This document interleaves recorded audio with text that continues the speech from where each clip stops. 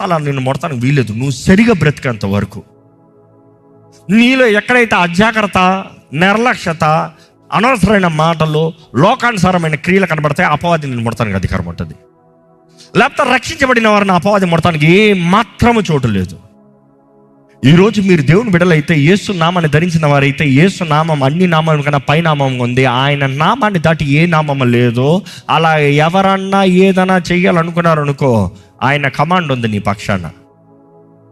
మనం ఒకటే పరీక్షించుకోవాలి, ఎప్పుడు మనం దేవునితో సరిగా ఉన్నామా? ఈ ఆత్మీయ రంగంలో, ఈ పోరాటంలో మనం దేవునితో సరిగా ఉన్నామా? ఆయన బిడ్డలుగా పిలవబడుతున్నామా? ఆయన బిడ్డలుగా జీవిస్తున్నామా? ఆ బిడ్డలుగా జీవించే ధన్యత మనకు అనుగ్రహించబడింది, ఆ ధన్యతలో జీవిస్తున్నామా? ఇంకా ఇక్కడ వాక్యం చూసినప్పుడు అండి,